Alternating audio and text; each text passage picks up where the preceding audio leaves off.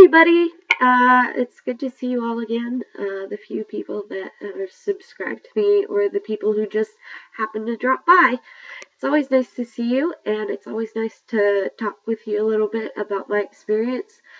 Um, Lately I've been a little depressed, but it's because I'm just finding difficulty finding a community here in Knoxville, Tennessee for Muslims.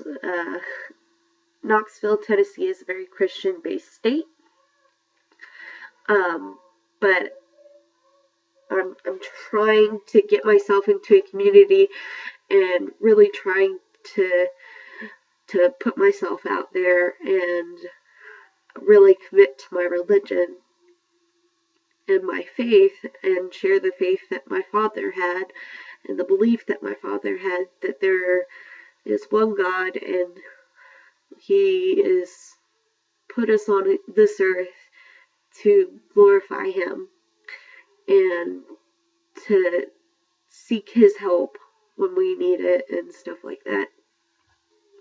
That's enough about my religious stuff. So this is a vlog about being bipolar, and so yeah, I'm gonna go back to the being depressed part.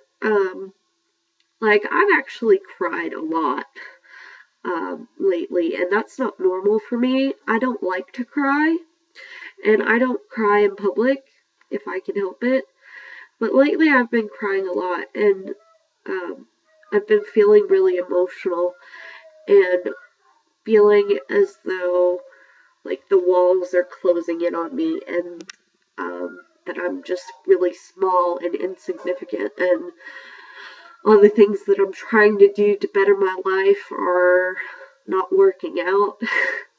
like I was trying to lose weight and was working out and eating right and counting calories and doing all kinds of stuff, and then I got sick. and so I completely did away with working out because I couldn't breathe. And I still have trouble breathing. I'm still dealing with congestion and drainage. And it's been a while since I got antibiotics and got treatment for having bronchitis. So, like, I love it when I talk to my mom and my mom says, well, you gotta get moving. And it's just, I don't want to move. I can't breathe. Why would I want to move? But she's right. You need to get moving. You need to get up, get out, take a walk, take a run, ride a bike, do something active, because it opens up your lungs and lets all of that stuff out. And she is so right, and I hate it when she's right, but she's my mom, and she's right 90% of the time. There is that 10% of the time where she is not. She won't admit it, but she's not right all of the time, but 90% of the time she is right. I've been trying to also connect with my brother and sister who are in California with my mom. They all live separate of each other. My brother and sister are all grown up and live independently of my mom. And, like, I can't get a hold of my sister, and it really upsets me because it's like, I'm your sister, for Christ's sake, give me a call. Like, call me back when you're able to talk to me. But I still keep calling her and keep trying because I want to have that connection. I want to have that family connection. And my brother, he always spends his time complaining about how horrible his life is and forgets how fortunate he is to be in the family he's in that will take him in to their home and welcome him with open arms and feed him and clothe him and do all of this stuff. And, you know, he takes them for granted. Me, I joined the military when I was 23, and I enlisted for a lot of reasons, and I got a lot out of it, and I found out I was bipolar by being in, while being in, and it kind of changed my mental outlook on life. Like, I became very self-destructive. Like, I was just not happy. Like, before the diagnosis was made, I was homicidal and suicidal. And I had a plan to kill myself, my husband, who was my fiance at the time, and my son. And I was like, wait a minute. Why am I planning this? Why am I thinking about this? Why is my brain going this way? And so I went to the hospital, the Navy hospital in San Diego. And that's where I was stationed anyway. And I sat there and I told them, like, what was going on, and that I started having hallucinations, which, like, when I say hallucinations, I started hearing voices, like, calling out to me, and I started seeing, like, the ground swallow people up and stuff. It was just weird. Very weird, and I think it was due to mania, having a manic moment, because I wasn't sleeping for about a week, at least, and I wasn't tired. I would stay up and go to work and come home and eat and try and lay down and go to sleep, and I couldn't go to sleep, so I'd get up, check the locks, check the baby, check the husband. Alright, try and lay down, get up, check the locks, check the baby, check the husband, go back to bed, lay down. I never actually got any real sleep. But when I checked myself into the hospital, I was really scared, because it was like a wake-up call when I had the plan, because I was having the hallucinations from lack of sleep, I figured, and when I started having a plan to hurt my child and the person that I loved outside of my child and wanted to be with for the rest of my life, I was kind of confused. It was like, okay, I know exactly what I can do. I can do this. I'll go to the hospital and I'll check myself in and I'll get some help. And the nursing staff there were all very helpful and very comforting. And the doctors there had a lot of patience with me, because at first I was in complete denial of, like, what was really going on, and when one time they threatened to send me home, I was like, no, you can't do that. I'm not ready. I'm not ready to go back. Like, you don't understand. There are some things at work here. I am not better. I should not be going home. And I literally ran across the ward into the room which I slept in, into the bathroom, and puked my brains out, and was given a Geodon shot to calm down, because I was just perpetually vomiting, and just was so anxious that anything I'd eaten, or just the gases, fluid in my stomach, was coming up. And so, like, I was just in tears, sobbing, and puking my guts out. And that's when they realized this girl really has a problem. And that was, like, week 2 of my stay there, that they acknowledged that, and they readmitted me. And I stayed there for 2 months. And that was 2 months away from my fiance at the time and my son. So my son was without a mother, and my fiance was without his fiance. And I did a lot of soul searching, and like when you have a psychotic break of any kind, whether it's anxiety or bipolar, whatever causes you to break down mentally, you kind of have this awakening in your life, like something bigger than you has to exist. Like there has to be some reason for existing, and there has to be some reason to stay alive. My reason for staying alive was my son and my now husband. Um, and through the various medications that they were basically making me a guinea pig with, like I was on lethal doses of Seroquel, which is very potent, very dangerous medication, if not administered and monitored by a physician.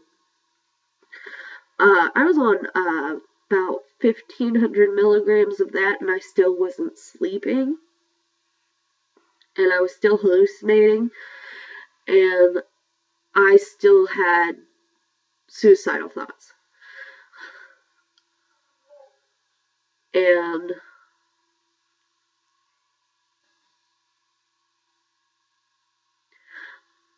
I just remember going through all that and them finally talking to me and said, well, what were you on before in your life? And I said, oh, I was on Zoloft at one point, and that was okay, but I don't think it's going to work this time. And so they had me on Zoloft for anxiety and depression. They had me on Miniprez, which is like a heart medicine for hypertension, which also is used to treat people for nightmares. And I was having some whacked out dreams when I did sleep. The little I slept, and a whole bunch of other pills, like Abilify and Klonopin, and it got up to the point where I was taking 13 pills a day, every day. And I just remember that I was sick of it all. I was sick of all the pills. I had moved to Knoxville with my husband, with my fiance at the time, but it was now my husband, and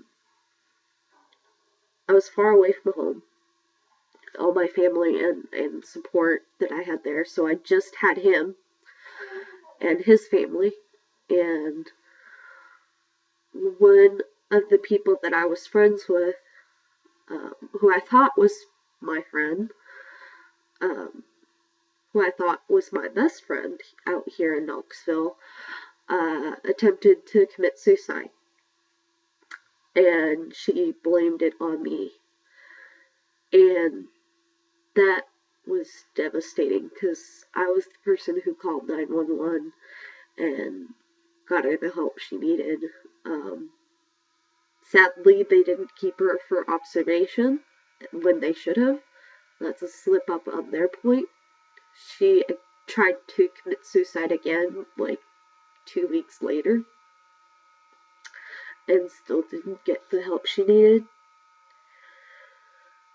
But she blamed me and said that I egged her on and that it was my fault that she did it. And that sent me into a depression. And then my fiance at the time decided he wanted to break up with me because I was talking to some other guy who was interested in me, I guess more than a friend, but I wasn't interested in more than a friend. And so, like, he forbade me from talking to this guy, and I still talked to this guy, and he found out about it and decided, oh, we're gonna break up. And I said, well, I guess that's okay. So I got really depressed, and like my whole world fell apart, and I tried to leave with my son. They wouldn't let me leave, and I was just devastated. It was like, what can I do? How can I leave here? How can I get away?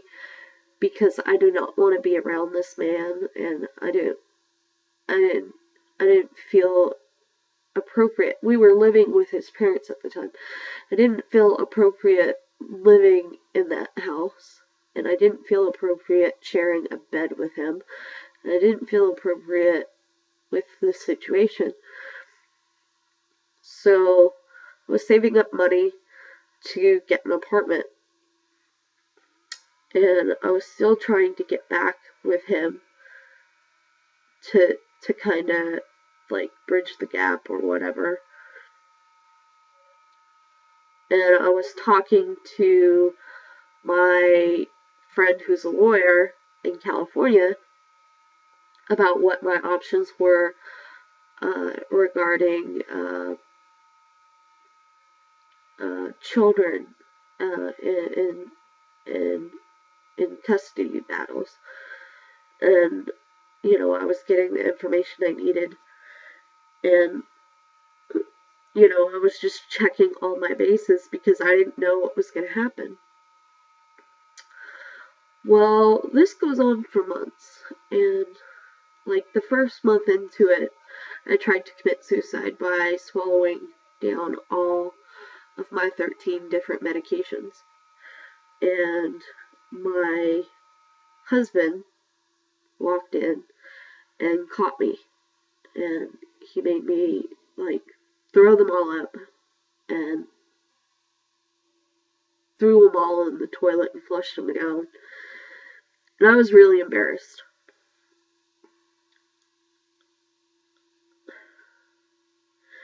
And I was really upset because I had no way out. Like, my world had fallen apart, and I didn't even have the right to escape it. And so I'd go to work, come home, play with my son, go to bed. I didn't even care about eating. I'd go to work, come home, go to bed. And this went on until February, where I asked him, like, could we be each other's Valentine? Would that be okay? And he said yes. And so I got him a card, and I bought some sexy lingerie because I worked in a lingerie store. And I was going to surprise him. And it ended up blowing in my face. It was the worst night ever. I felt like such a piece of used garbage.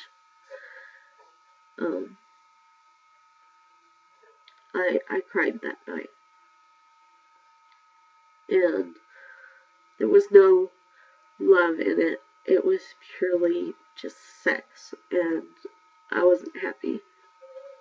And I'm trying not to cry during this video because I have a tendency to cry as of late, and I don't want to cry. So just bear with me when I take long pauses. It's just to collect myself. But it was a month later in March where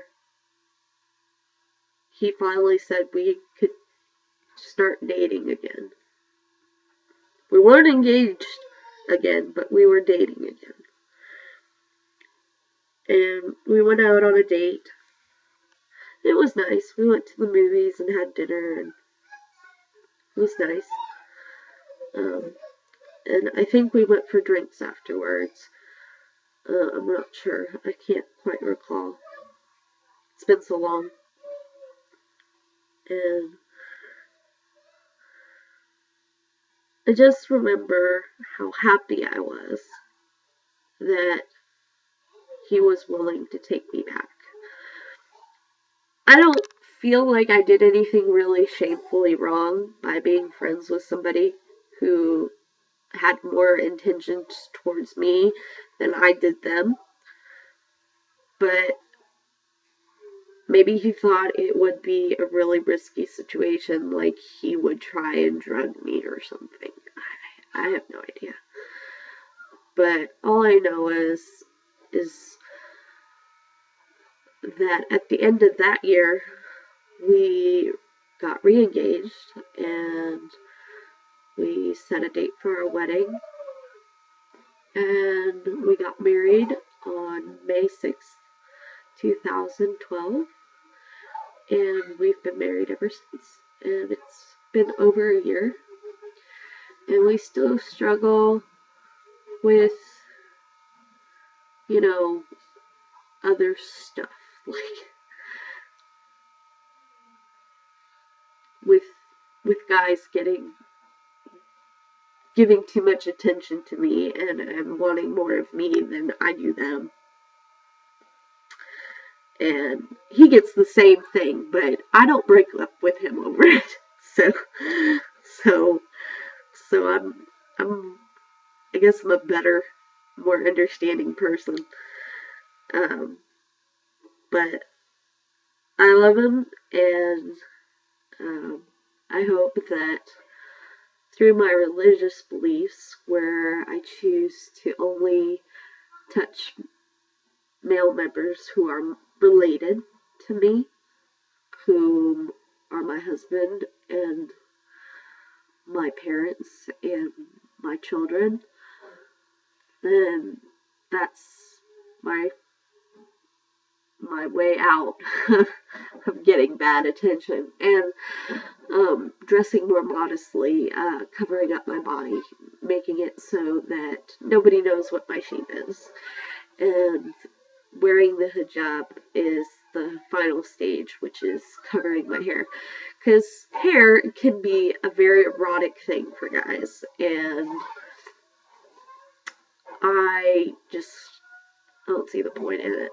Like, I keep my hair tied back most of the time. You see in my videos, it's like always streamlined, pulled back. It's very rare that you ever see my hair down, but eventually you're going to see me in hijab, and I'm going to keep all these videos up, and let you all just, I don't know, go through this experience of my life with me. And hopefully, if you decide to comment or leave a question in the comment section below, I'll get back to you as soon as possible. I am pretty much ready and available for any and all questions thrown my way, and I'm only going to give you advice that's been given to me or through experience of trial and error. But please feel free to comment, like, leave a question, message me, whatever. I'm always open, and it's just the person that I am. My life is an open book. And I just told you the story of, my whole disorder. Like, up to us getting engaged again, I wasn't medicated, and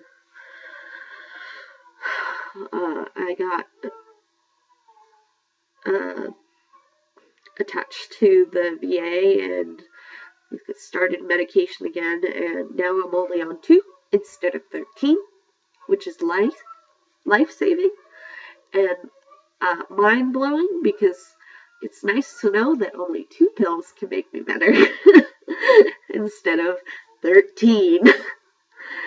I used to call it the happy pill cocktail, and yeah, wow, it was a lot of pills, and I'm glad that I don't have to take that many anymore. And I hope you stay watching, and I hope you all have a good and wonderful day. And eventually I'm going to think of a way to say goodbye, but until next time, I'll see you.